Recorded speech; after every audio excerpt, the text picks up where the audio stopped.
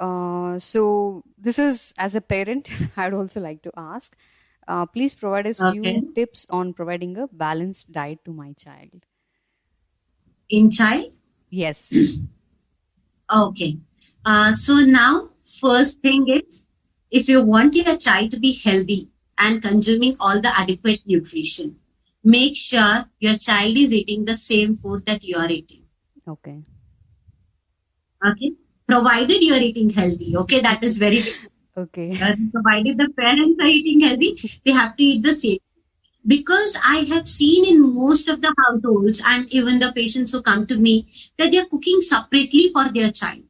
They're adding extra cheese to it, or they're adding some sprinkles to it, or they're adding some chocolate syrups to it, and so many other things. Actually, that makes your child more undernutritious or even malnutritious in that case. Okay.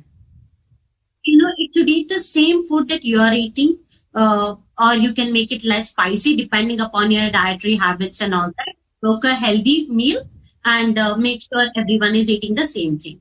Now, if I have to give some basic general tips, you should make sure that your child is eating at least 2 to 3 fruits a day.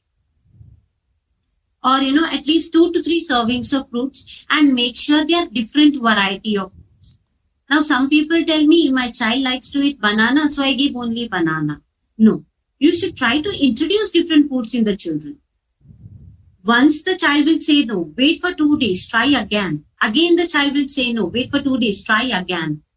Then they start developing taste buds for it. Now, just imagine when you ate Karela for the first time. You didn't like it. But, eventually you get used to the taste. Same way is with children as well.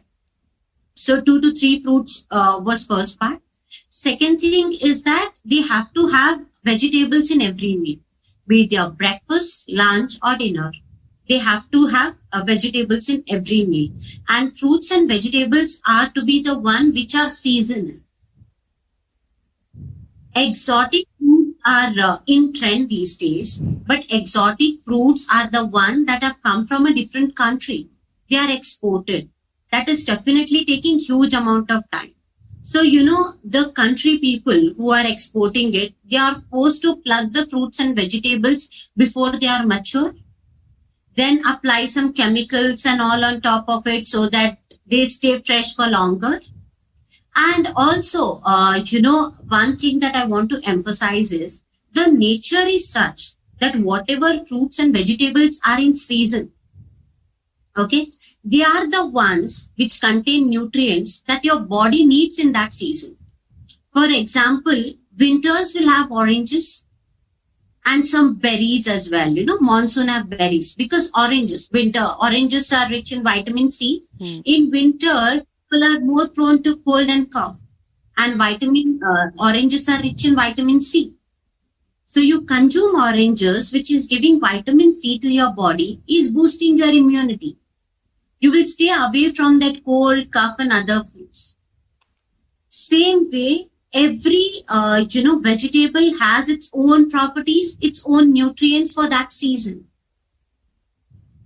Now I tell everyone, you want to eat mango, yes, eat it, but eat it only during summers because that has some enzymes which boost up your metabolism and keeps your body cool during summers.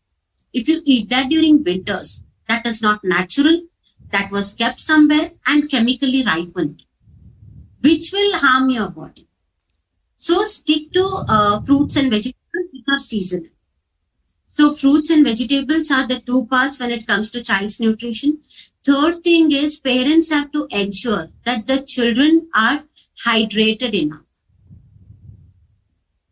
They don't drink water enough. I have seen this in most of the children. They don't drink enough water. Now, whatever food you're eating, your system is digesting it. You also need to clean your system. Your body is your own detoxification system, provided you supply enough water to it. So you give it water and all the system is clean and it's ready to perform and also ready to absorb all the nutrients that are readily available. So this is the other thing that are to be considered, and most importantly, protein. Now, I'll give one example here. You are giving tiffin to your child. I've seen most people giving aloo ki sabzi, roti, or like tori ki sabzi, roti. Or you make some curd rice, not sorry, curd rice. You just make some rasam rice and you give. Where is the protein? Earlier generation didn't need all these nutrient, like all the functioning and all, because then all these processed foods, packaged foods were not there. Environment was pretty much clean and children were very much active. True. Now, if you see children, they are mostly homebound and screen bound. So to keep their muscles intact, whatever muscle they have, to keep it intact, the child needs protein. So if you want to give your child some roti sabzi, make some paneer vegetable burji and roti and give. If you want to make something like rice, then you can make some dal rice along with some vegetables and you can give it. You can give some rasam rice, half a boiled egg along with it, or some sautéed paneer along with it. There are so many options that can be done. Or whatever vegetable you have cooked, just grate a small amount of paneer on top of it. Okay. Child doesn't need a lot of protein, but it needs at least some protein. That the protein supply is constant to the body and the muscles are not getting too. So few things that are very important if you want your child to be nutritious, and it is not a rocket science. Simple dal, chawal, roti, sabzi that you eat, the same thing is what your child has to eat. Yeah, so I think everyone's diet need to be reconsidered. So this is very interesting because, of course, pandemic has got us confined to homes, and we are not doing much physical activity like we used to do. Particularly in my kid, he has lots of physical activities when he's at school, but at home, though Okay. I try to involve him, it is not that active as he was in school. So this Okay. this was a good thing to know about it. And